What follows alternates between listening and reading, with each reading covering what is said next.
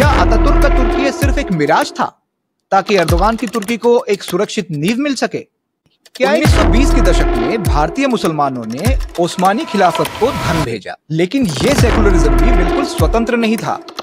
धर्म को सुधारने के बजाय उसको पिंजरे में डाल दिया गया। क्या एक ऐसा समाज जो एक एकाधिकारवादी और एक श्रेष्ठतावादी विचारधारा में आस्था रखती हो, वहां पे टिकाऊ सेकुलरिज्म की उम्मीद रखना एक मूर्खता है?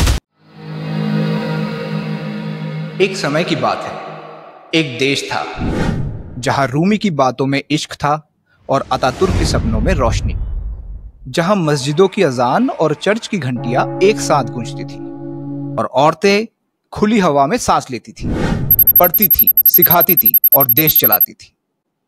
ये वो तुर्की था जो ना पूरी तरह पूर्व था ना पूरी तरह पश्चिम, बल्कि दोनों का संतुलित सेतु था। मुस्तफा कमाल अतातुर्क के पिता एक लोकल मिलिशिया में लेफ्टिनेंट के ओहदे पे थे। 1877 से 1888 के बीच रूसो टर्की वॉर में उन्होंने बतौर अफसर काम किया। Mustafa Kemal's ethnicity in general is somewhat complex, although it has been suggested that he had Albanian, Bulgarian और Jewish blood। हालांकि प्राइमरी तौर पे वो टर्किश थे। मुस्तफा कमाल ने सिर्फ सत्ता नहीं संभाली, उन्होंने मानसिकता बदली। अरबी लिपि को बदल के दोबारा लैटिन में कन्वर्ट किया, क्योंकि उनका मानना था Latin is better suited for Turkish accent, जिससे साक्षरता बढ़ाने में मदद मिलेगा, जो कि उस समय बहुत कम था। उन्होंने कहा नया तुर्की वही है जो नया सोचे। उन्होंने फैज टोपियों पर रोक लगाई, क्योंकि ये प्रतीक थे उस पुरानी सोच के जो तुर्की को पीछे खींचती। महिलाओं को मताधिकार दिया गया, वो भी तब जब यूरोप भी उसके बारे में केवल विचार ही कर रही। लेकिन ये सेकुलरिज्म भी बिल्कुल स्वतंत्र नहीं था। धर्म को सुधारने के बजाय उसको पिंजरे में डाल दिया गया था। हर जुम्मे के नमाज का फतवा सरकार तय करती। एक और तुर्की राष्ट्रवाद सबको एक जैसा बनाना चाहता था, और दूसरी ओर कुर्दों की जुबान, उनकी संस्कृति, यहां तक कि उनका नाम भी मिटाया जा रहा था। क्या यह भी एक तरह का कट्टरवाद नहीं था? धर्म के नाम पे ना सही, लेकिन राष्ट्रवाद के नाम पर। अब बात करते हैं उस दौर की भारत की। भारत के मुसलमानों ने खिलाफत आंदोलन को खुलकर समर्थन किया। मौलाना आजाद ने तुर्की के परिवर्तन पर विस्तार से उर्दू में लेख लिखे, लेकिन इस विषय पे शोध करते समय मुझे मौलाना की तरफ से कुर्दों पर हो रही अत्याचार पर कोई विशेष टिप्पणी नहीं मिली। 1920 के दशक में भारतीय मुसलमानों ने ओस्मानी खिलाफत को धन भेजा। ये उस समय भारत में हो रही खिलाफत मूवमेंट का एक हिस्सा था। अपने मिडिल ईस्ट यात्रा के दौरान रविंद्रनाथ टैगोर ने राजनैतिक इस्लाम को लेकर चेतावनी दी थी। अगर हम इतिहास को ध्यान से देखें तो हमें समझ आएगा कि भारत और तुर्की दो प्रयोगशालाएं थी। एक तरफ नेहरू, दूसरी तरफ अतातुर्क। दोनों ही अपने देश में पश्चिमी टेक्नोलॉजी को अपनाना चाहते थे, लेकिन अपने देश की सांस्कृतिक विरासत को जिंदा रखते थे। लेकिन जैसे मौलाना आजाद ने कुर्दों पर हो रही अत्याचार पर चुप्पी साधी थी, वैसे ही नेहरू ने अतातुर्क के सरकार द्वारा कुर्दों की दमन की कहानी पर कोई राजनीतिक टिप्पणी नहीं है। अब हम पहुंचते हैं रिसेंट हिस्ट्री में। 90 के दशक आते आते टर्की में पॉलिटिकल इस्लाम का पुनरुत्थान का दौर एक बार फिर से आ गया था। इस्लामिस्ट सोच सिर्फ मस्जिदों तक सीमित नहीं रहा, ये स्कूलों, अदालतों और टीवी तक फैलने लगा। धीरे धीरे धर्म फिर से राज्य के कंधे पर चढ़ने लगा और अतातुर्क के तुर्की का सेकुलरिज्म बस एक याद बन के रहे। 2003 में एर्दोगान तुर्की के प्राइम मिनिस्टर बने। अपने पहले टर्म में उन्होंने यूयू एक्सेशन, इकोनॉमिक रिफॉर्म्स और डेमोक्रेटिक वैल्यू को एम्पावर्ड करने की बात करी, तो पश्चिम की देश उनको एक रिफॉर्मिस्ट लीडर के तौर पे देखने लगी। पर 2007 में एक प्रचंड बहुमत जीतने के बाद उन्होंने अपना असली रंग दिखाना शुरू किया। नाउ एक पावरफुल एर्दोगान ने सबसे पहले टर्किश मिलिट्री को चैलेंज किया, जो कि उस समय तक सेकुलर थी। Then he lifted the ban on hijab in universities and in public places और government offices, और इमाम हतीब नाम के एक इस्लामिक स्कूल को उन्होंने प्रमोट करना शुरू कर दिया, which was nothing but the Turkish version of madrasas। पर ये सब कोई अचानक से नहीं हो रहा था। 1999 में एक भड़काऊ इस्लामिक पोएट्री के लिए एर्दोगान को गिरफ्तार भी किया गया था।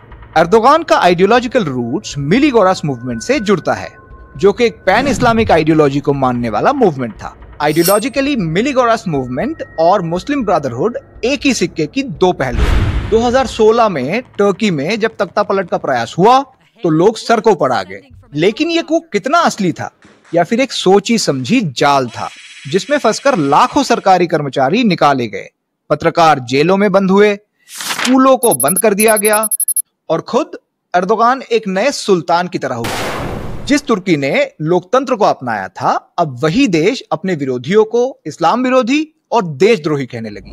अब बात करते हैं महिलाओं की अधिकार के बारे में।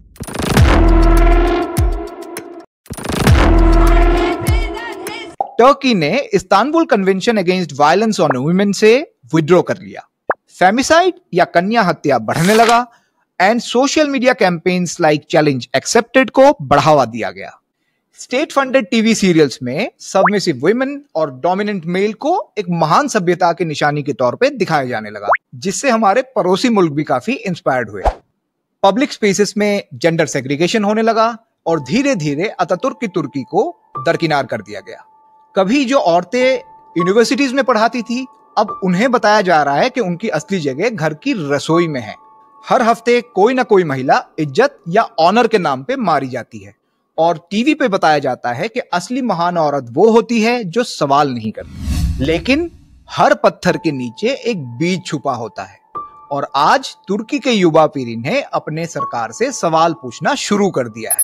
कुछ कविताओं में, कुछ चित्रों में और कुछ नारों में। शायद अतातुर्क का सपना अभी मरा नहीं है, बस एक गहरी नींद में है।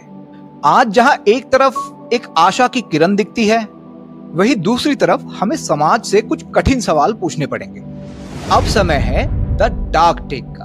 Late there be truth. क्या अतातुर्क का तुर्की सिर्फ एक मिराज था ताकि एर्दोगान की तुर्की को एक सुरक्षित नींव मिल सके?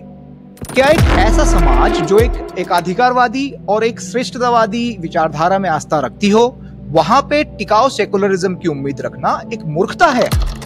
क्यों अतातुर्क की तुर्की या शाह पहलवी का ईरान या मोहम्मद दाऊद खान की अफगानिस्तान या शेख मुजीब की बांग्लादेश में आखिरकार कोई एर्दोगान, कोई खुमैनी, कोई मुल्ला उमर या मुल्ला यूनुस आ जाता है? तो क्या लॉन्ग लास्टिंग सेकुलरिज्म की उम्मीद एक विशेषाधिकारवादी धर्म व्यवस्था में मानने वाली समाज से रखनी नहीं चाहिए? तो क्या मलेशिया, इंडोनेशिया या फिर आज के दिन सेकुलर दिखने वाले अरब मुल्क भी किसी ना किसी एर्दोगान के उदय के लिए अभिशप्त है? आप क्या सोचते हैं?